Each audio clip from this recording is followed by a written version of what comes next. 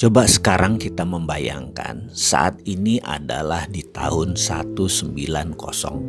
Apa yang kita bayangkan? Kita melihat apa itu peta dunia, geografi dunia di tahun 1900. Apa yang Anda lihat? Asia masih di tempat Asia, Afrika masih di tempat Afrika, Amerika masih di tempat Amerika. Tapi ingat, di tahun 1900 ada 100 negara belum lahir. Indonesia belum lahir, India belum ada, Cina bahkan belum ada. Lalu apa bentuk peta dunia di tahun 1900? Kita semua tahu bahwa peta tahun 1900 berbeda petanya dengan saat ini. Karena peta dulu adalah berbasis kolonialisasi. Jadi wilayah Asia di sini misalnya wilayah jajahan Belanda, kolonialisasi Inggris di India, di Afrika, Belgia, Portugis, Inggris, Perancis dan lain sebagainya. Jadi peta dunia ditentukan oleh peta kolonialisasi. Lalu terjadilah suasana yang di setiap saat di tahun 1900, setiap saat negara Eropa itu yang melakukan kolonialisasi di mana-mana, hampir perang di semua wilayahnya. Belgia hampir perang sama Inggris di wilayah tertentu, Portugis hampir perang sama Perancis di wilayah tertentu,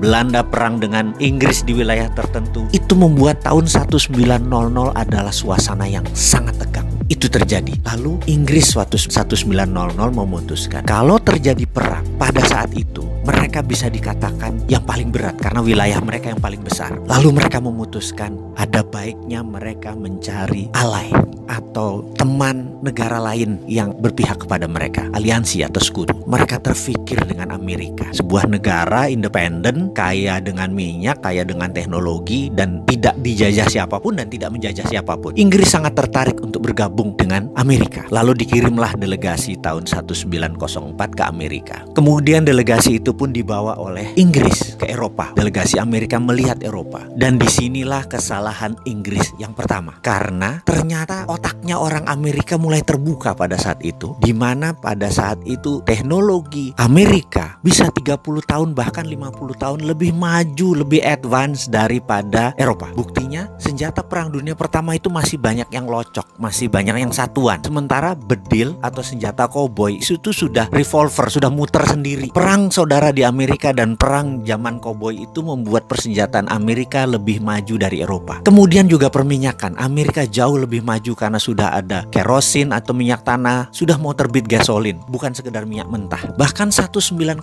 1 jam Amerika bisa menerbangkan pesawat dalam New York Festival 1906. Eropa masih belum tahu apa itu dengan pesawat terbang. Apa yang terjadi oleh Amerika? Ternyata sejak saat itu Amerika punya grand plan, ingin menguasai dunia. Caranya dengan membuat Eropa hancur. Ini menarik karena itu perang dunia pertama terjadi, Amerika memang bantunya kecil, memang ingin hancur. Kemudian puncaknya sewaktu 1933 begitu Hitler Nazinya sudah mulai menguasai Jerman dan sebagian Polandia, dia sudah mulai menyerang. Amerika diajak masuk itu oleh Inggris untuk membantu Eropa adalah di 1939. Amerika nggak maju-maju banget, setengah-setengah hati aja. Kenapa? Karena memang Amerika ingin Eropa hancur. Lalu full Amerika mau masuk adalah ketika mereka melakukan strategi yang luar biasa, di mana di tahun 1944 mereka mengadakan meeting di kota kecil di utara Boston yang namanya Bretton Woods. Di kota inilah mereka mengontrol orang-orang negara-negara perang tadi, diundang dan dikatakan kita tidak inginkan ada perang dunia ketiga. Jawaban mereka kompak, tidak mau. Karena itu harus ada 3 hal yang harus mereka lakukan dan mereka setuju. Nomor 1, dunia harus mempunyai currency. Currency dunia itu haruslah dolar. Mereka tidak bisa bilang apa-apa, tapi delegasi Perancis keluar karena marah. Tapi apa terjadi begitu Perancis diserang lagi oleh Jerman? Delegasi Perancis pun pulang lagi dan menyatakan oke deh, setuju. Akhirnya sepakat currency dunia adalah dolar. Kedua, kita, kata mereka, harus mengontrol ini dengan menciptakan World Bank. Mereka pun setuju. Dan ketiga adalah punya IMF, International Monetary Fund, untuk mengontrol dana tadi. Mereka pun setuju. Semuanya itu kantornya di Washington, artinya memang di bawah Amerika. Bahkan kalau voting right, suaranya Amerika tuh 26% di IMF. Dan syarat untuk disetujunya sebuah resolusi harus 75% suara. Alias dengan kata lain, kalau Amerika tidak setuju, resolusi IMF tidak pernah keluar. Artinya IMF memang milik Amerika. Begitu mereka menandatangani, barulah